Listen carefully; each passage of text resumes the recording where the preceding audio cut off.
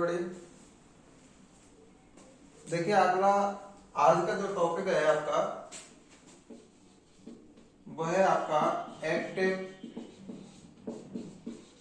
Passive voice.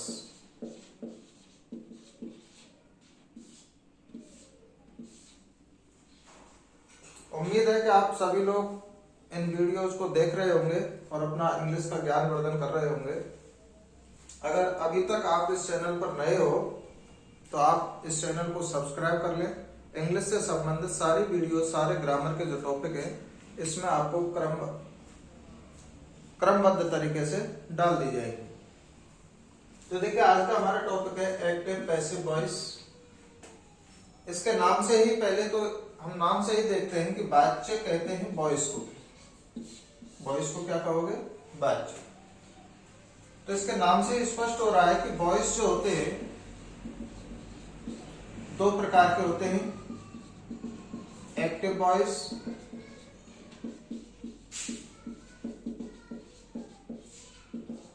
Passive voice. Active voice कहोगे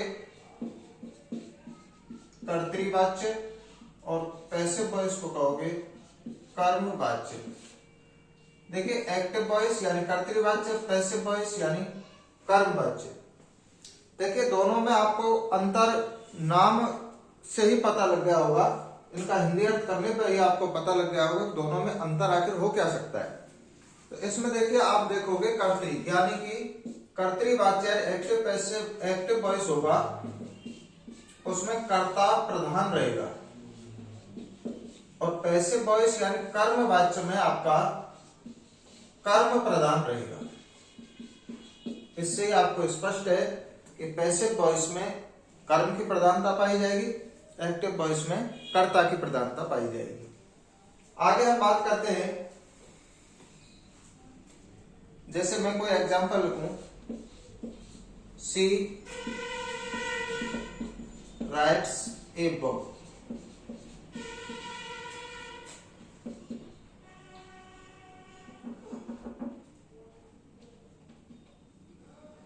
ये आपका अंग्रेजी का एक सेंटेंस है, शी राइट्स ए बुक।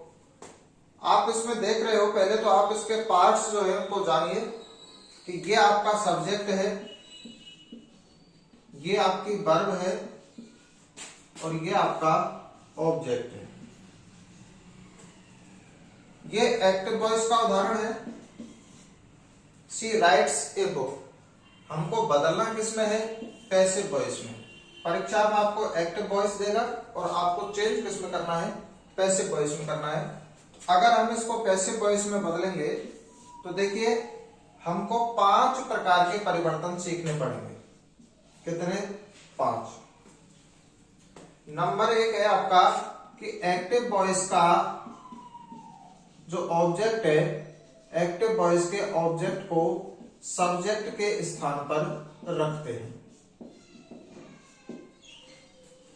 अब इसमें आप देख रहे हो एक्टिव वॉइस में जो आपका ऑब्जेक्ट है ए बुक, इसको आप पैसिव वॉइस में सब्जेक्ट के स्थान पर ले आए। दूसरा आप नियम पढ़ोगे, हेल्पिंग वर्ब का प्रयोग करते हैं। अब इसमें देखिए आपको अभी मैं बताऊंगा कि हेल्पिंग वर्ब कैसे आपको काम में लेनी है। फिलहाल तो आप ये समझ लो कि इसमें आपने हेल्पिंग वर्ब लगा ली इस। इसके बाद आपका तीसरा नियम है, मेन वर्ब की हमेशा थर्ड फॉर्म काम में लेंगे। कौन सी फॉर्म? Third form. राइट की थर्ड फॉर्म हो जाएगी रिटर्न। चौथा है आपका बाय लगाते हैं, तो हमने बाय लगा दिया। और 5वां नियम है आपका बाय के बाद एक्टिव वॉइस के सब्जेक्ट को रखेंगे। अब ये एक्टिव वॉइस का सब्जेक्ट है, यहां आ रहा है, तो ऑब्जेक्टिव केस क्या होगा? सी का हर। ये इसका पैसिव वॉइस बन गया। तो आपको ऐसे बदलने हैं। सबसे पहले तो आप ये याद रखना कि पैसिव वॉइस जो होगा उसमें कर्म प्रधान रहेगा और कर्म यानी ऑब्जेक्ट प्रधान रहेगा तो इसका मतलब ये हो गया कि अगर किसी वाक्य में, एक्टिव वॉइस के वाक्य में कोई ऑब्जेक्ट नहीं है तो उसका पैसिव वॉइस नहीं बन सकता, ये याद रखना। तो हमने अभी 5 नियम पढ़े। एक्टिव वॉइस के ऑब्जेक्ट को तो सब्जेक्ट के स्थान पर ले आए, हेल्पिंग वर्ब का प्रयोग किया, मेन वर्ब की थर्ड फॉर्म हो गई, बाय लगाया और बाय के बाद सब्जेक्ट को रख दिया। इस प्रकार से आपको याद रखना है, एक ऐसे याद रख सकते हो, सब्जेक्ट वर्ब ऑब्जेक्ट। ये तो रहेगा एक्टिव वॉइस में। पैसिव वॉइस में क्या कर देना है, ऑब्जेक्ट को यहां, इसके बाद हेल्पिंग वर्ब, इसके बाद मेन वर्ब और बाय लगा करके इस सब्जेक्ट का ऑब्जेक्टिव केस कर देंगे। ऑब्जेक्टिव है तो इसका सब्जेक्टिव यहां पेश कर देंगे। आगे बात समझ में, आपको ये परिवर्तन करने हैं। अब हमने देखा कि एज हम कैसे लेके आए, यानी हेल्पिंग वर्ब का प्रयोग कैसे करते हैं। तो हेल्पिंग वर्ब के लिए आप देख लीजिए, एक सारणी आपको मैं बना देता हूं, इस सारणी से आपको पता लग जाएगा।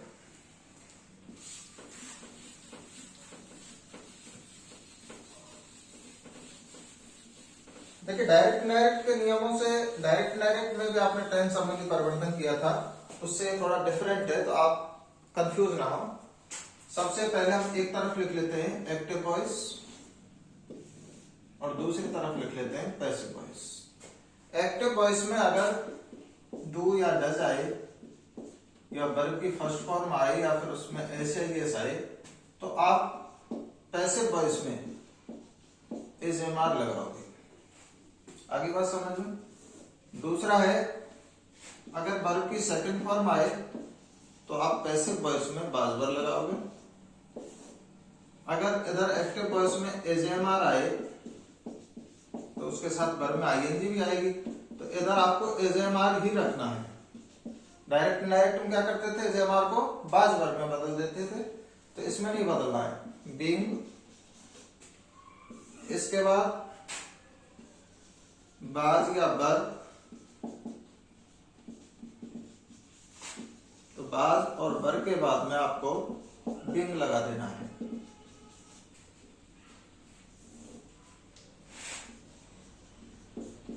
हैज या हैव के बाद आपको थर्ड फॉर्म मिलेगी, तो हैज या हैव के बाद आपको बीन लगा देना है।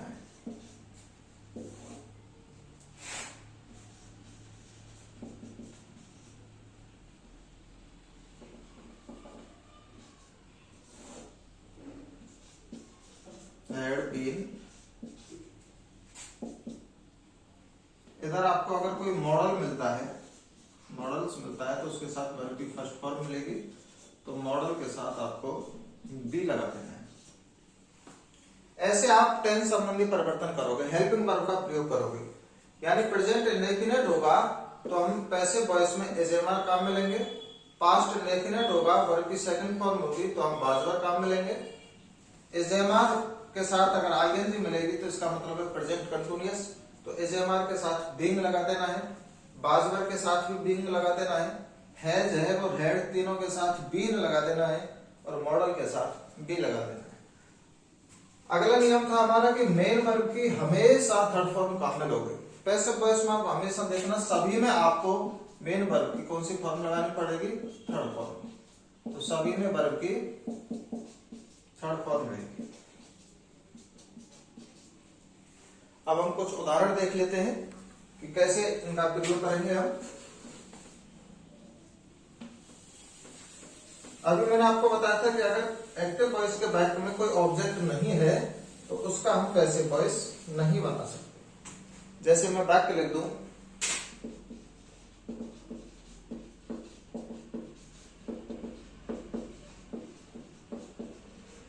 इस वाक्य में देखोगे ये सब्जेक्ट है, ये वर्ब है और ये आपका एडवर्बियल्स है। इस वाक्य में कोई भी ऑब्जेक्ट नहीं है तो हम इसका पैसिव वॉइस नहीं बना सकते। पैसिव वॉइस उन्हीं वाक्यों का बनेगा जिनमें कोई ऑब्जेक्ट होगा। अब देखिए, जैसे मैं कुछ वाक्य लिख देता हूं, she eats food, Ram can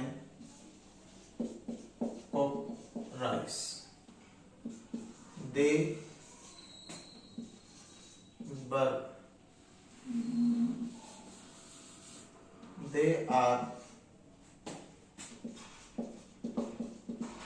writing a letter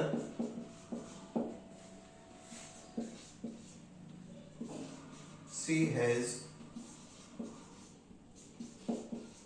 completed work। मैंने आपको 4 उदाहरण लिखे हैं। सबसे पहले तो आपको क्या करना है, इन उदाहरणों में ये देखना है कि सब्जेक्ट कौन सा है, वर्ब कौन सी है, ऑब्जेक्ट कौन सा है। सभी में आप देख लोगे subject, verb, object.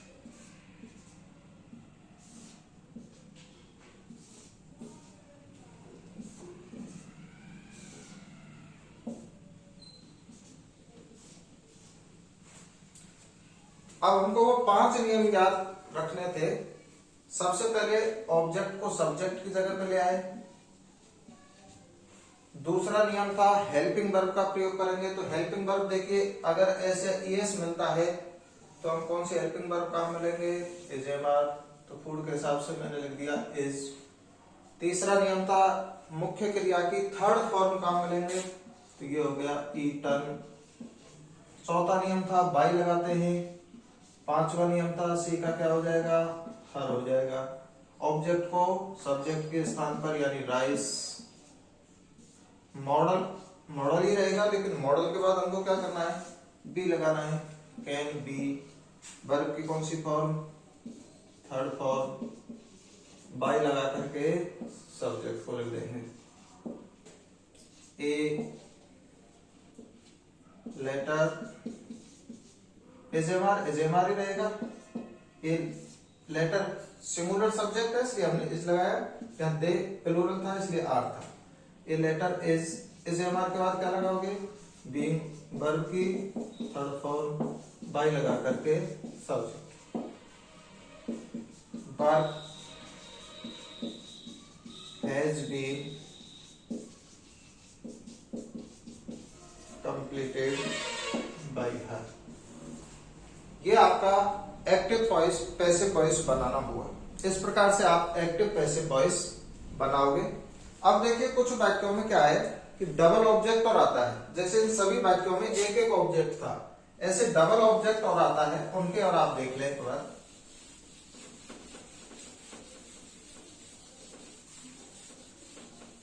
Double heading डाल सकते हो आप,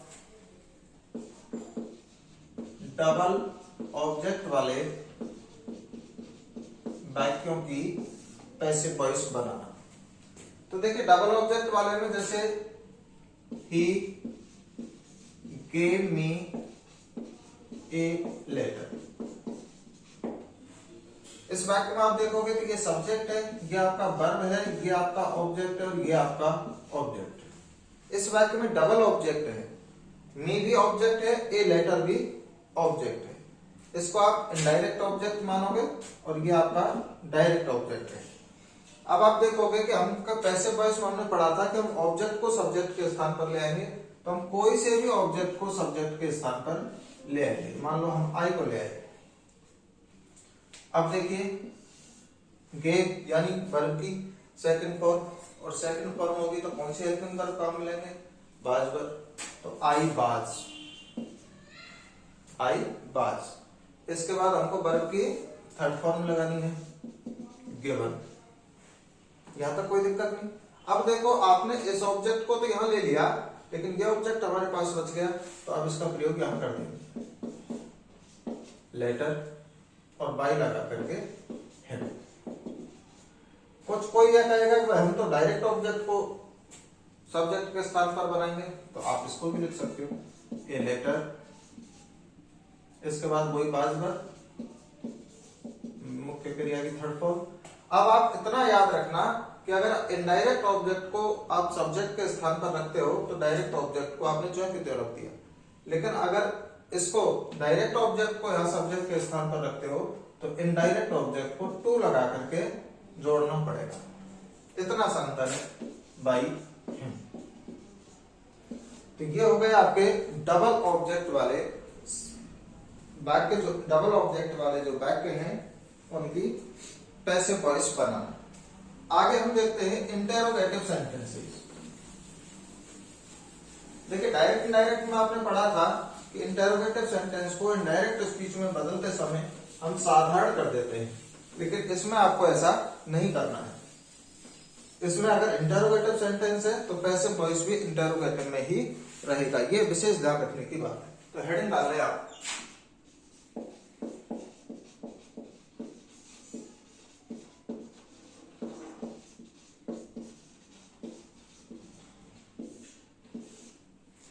इसमें परिवर्तन वही है, ऑब्जेक्ट को हम सब्जेक्ट के स्थान पर लाएंगे, हेल्पिंग वर्ब का प्रयोग करेंगे, मुख्य क्रिया की थर्ड फॉर्म काम में लेंगे, बाई लगाएंगे और सब्जेक्ट को बाई के बाद रखेंगे। सेम वही नियम है, लेकिन इसमें क्या करना है, आपको इतना ध्यान रखना है कि इंटेरोगेटिव सेंटेंस एक्टिव वॉइस का है तो पैसिव वॉइस में भी इंटेरोगेटिव ही रखेंगे।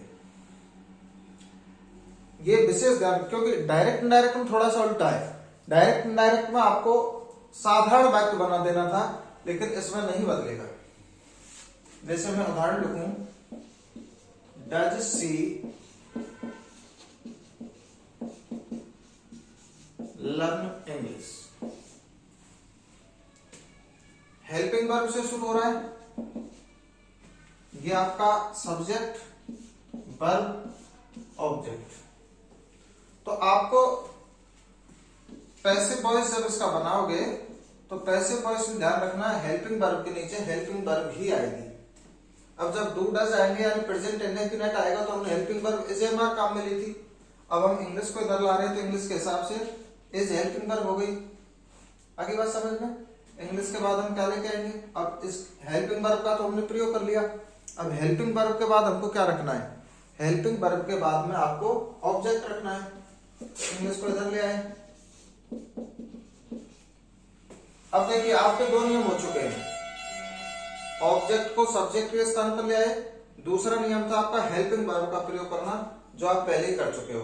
अब डायरेक्ट तीसरे नियम पर आओ, मुख्य क्रिया की थर्ड फॉर्म लर्न और बाई लगा करके सी का क्या हो जाएगा हर, और प्रश्नवाचक ही रहेगा।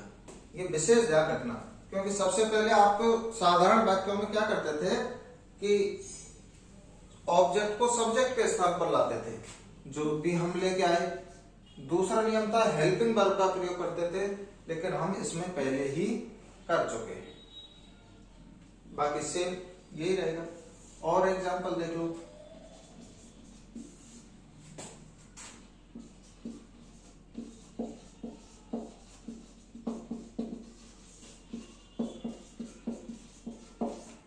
तो हेल्पिंग वर्ब के नीचे हेल्पिंग वर्ब भी आएगी, इज एमआर होगा तो इज एमआर ही रखेंगे हम। इज, अब सब्जेक्ट ऑब्जेक्ट को सब्जेक्ट के स्थान पर इज ए लेटर। हमने पढ़ा था इज एमआर के बाद आईएनजी आती है तो हम इज एमआर के बाद क्या कर देंगे, बीइंग लगा देंगे। मुख्य क्रिया की थर्ड फॉर्म रिटर्न और बाई लगा करके सी का क्या हो जाएगा हेल्प। इतना सा अंतर है, आपको कुछ नहीं करना। हेल्पिंग वर्ब का प्रयोग अपने पढ़ा था अभी कि ऑब्जेक्ट को सब्जेक्ट के स्थान पर, दूसरे नंबर पर हेल्पिंग वर्ब का प्रयोग। इसमें इंटेरोगेटिव में यह है कि हेल्पिंग वर्ब पहले हो जाएगा प्रयोग और ये बाद में होगा। इतना सा अंतर है, बाकी कोई अंतर नहीं है। ये आपके इंटेरोगेटिव सेंटेंसेस हुए। इंटेरोगेटिव का एक दूसरा प्रकार और है कि डब्ल्यूएच वर्ड से अगर शुरू होगा तो हम कैसे बनाएंगे। तो डब्ल्यूएच वर्ड का भी सेम यही तरीका है कि डब्ल्यूएच वर्ड के नीचे डब्ल्यूएच वर्ड रख देंगे और फिर बचा कुछ बैक उसको इंटेरोगेटिव के हिसाब से बना दोगे।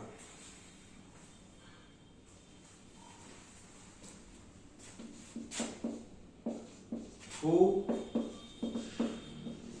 killed the man?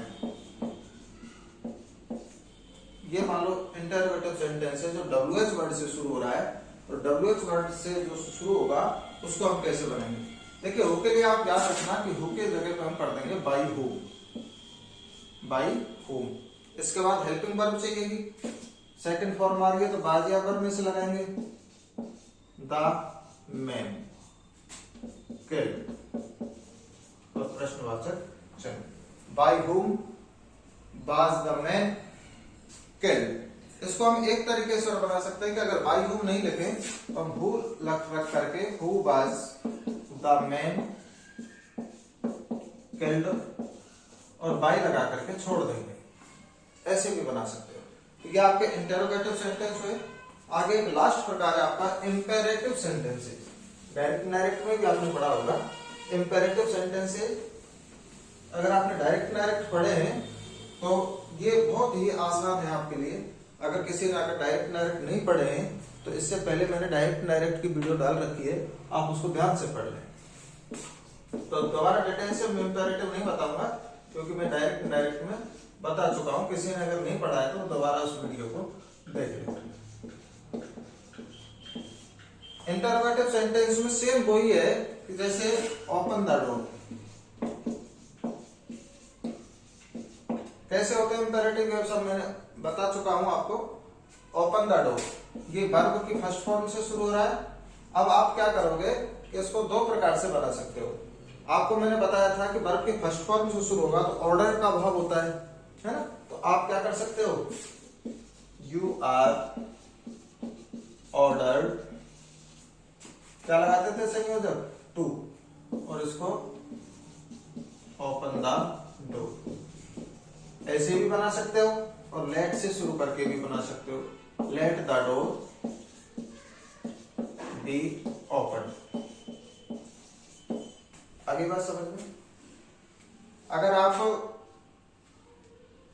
कोई ये तरीका अच्छा लग रहा है तो आप इससे बना दें और ये तरीका अच्छा लग रहा है तो इससे बना दें। इसमें तो डायरेक्ट डायरेक्ट पढ़ा है तो सेम होके वही है कि आपने उसमें प्रयोग किया था you are ordered.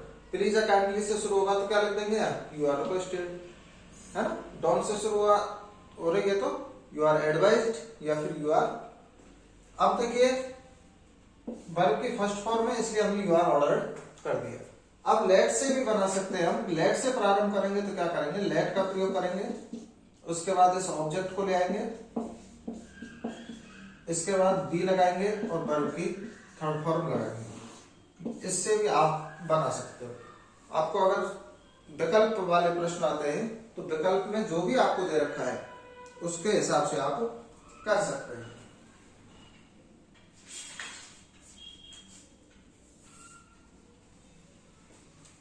Please kindly का भी देख लो एक बार उदाहरण। Please count the cash. Please kindly से शुरू होता है तो भी कैसा है, इंपेरेटिव है। इसको भी हम दो प्रकार से बना सकते हैं। You are requested to count the cash. अगर आप लेट से बनाना चाहते हो, let the cash be counted. जो प्रकार आपको अच्छा लगे आप उससे बना सकते हो।